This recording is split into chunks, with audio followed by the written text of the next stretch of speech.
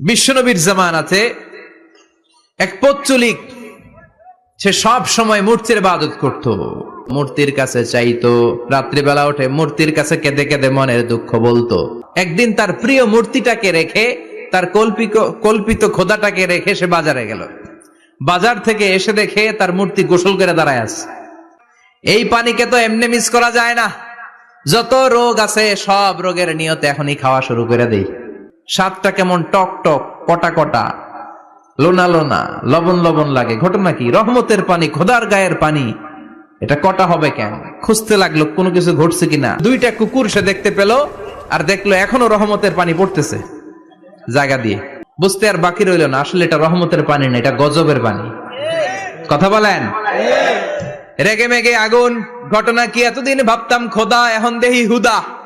আসলে তো এইটা আমার কিচ্ছু করতে পারবে না, এটার এখন সাইজ